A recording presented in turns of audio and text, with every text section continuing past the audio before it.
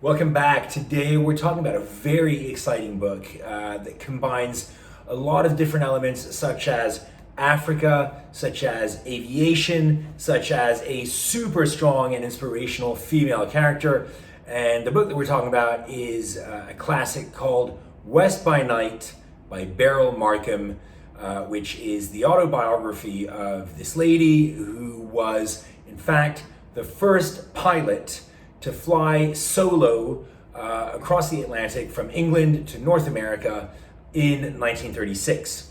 And so this is the story of her life, how she came to that point of breaking this amazing record, this pioneering achievement. And it starts off with her life as a young girl in Kenya, where her father had a farm and where she learns to understand and commune with nature. Eventually she becomes a horse trainer because she loves horses, and she works in that capacity for a while, and before discovering becoming a pilot. And that's really what leads to this amazing pioneering record of flying across to North America. So this whole book takes place in a very interesting setting, which is the era in Kenya that one might refer to as White Mischief, which was a time when British colonialists, the white colonialists in Kenya, were living a very high life, a very decadent, even debauched life. Everybody was shagging each other. And while the rest of the world, especially in Europe, were undergoing various deprivations, and there were shortages, and even the war made all of that worse. So it was a sort of golden age in Kenya that was, exemplified by pretty crazy behavior.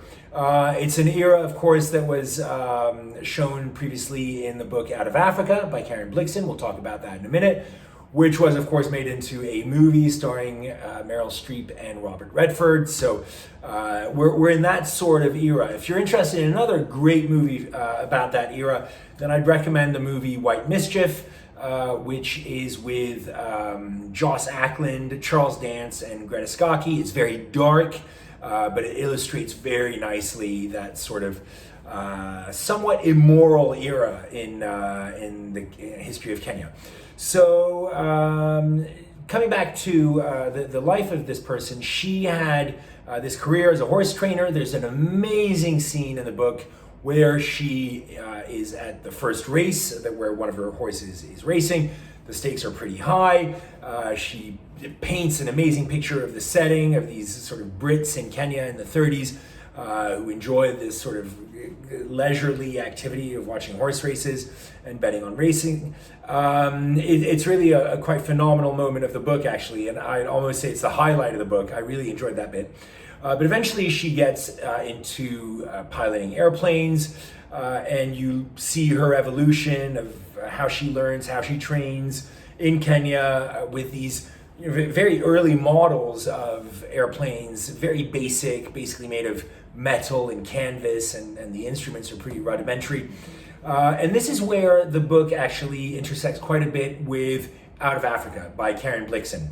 Now, it's interesting that Blixen actually doesn't appear at all in this book, but various characters in Out of Africa actually appear in here as well, such as Dennis Finch Hatton, who was played by Robert Redford in the movie, who is Meryl Streep's lover, Blixen's lover.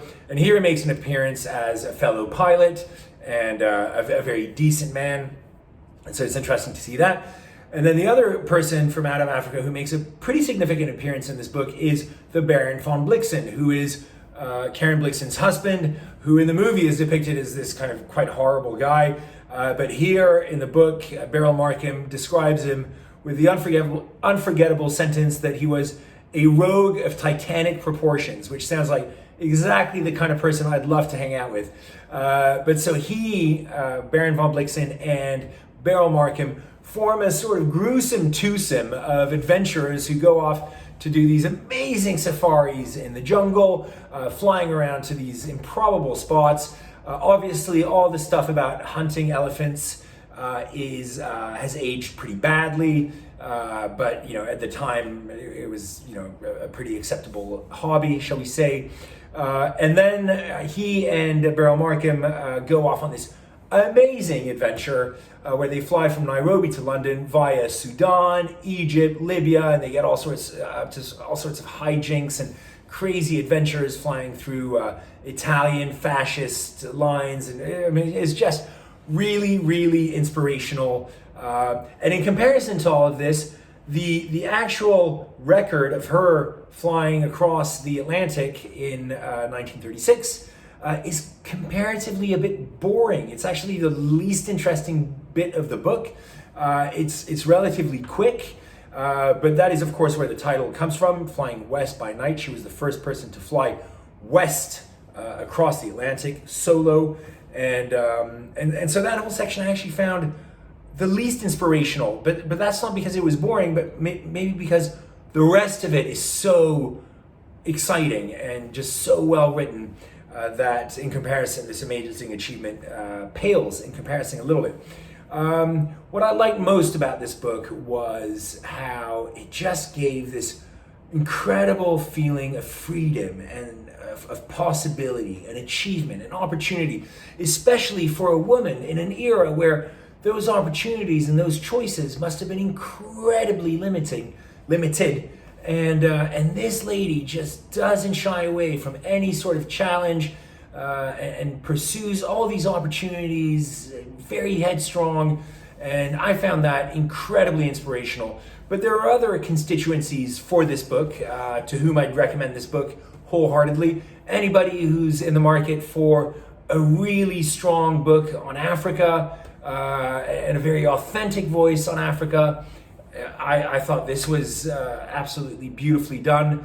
And I would say another constituency, obviously, is people who love horses and horse training. I really thought the moments with regard to the horse races and the horse training were very powerful, very well done. And again, overall, very inspirational. That's the word that keeps coming back, inspirational. Very, very well done. So I'd recommend this to all sorts of different people who might be interested in these different subjects. I think at the peak of the pyramid of people I'd recommend this to is anybody who's got a teenage daughter or who's looking for that kind of inspiration, that anything's possible, that you can go out and go fly a plane across the Atlantic if that's what you do, if that's what your passion is, then that's what you should follow. That's who I would recommend it to. I would recommend it to people of a younger age, maybe adolescents, who are looking for that level of inspiration and encouragement and that perspective of possibility, because that's really what I came. That's what I got from it.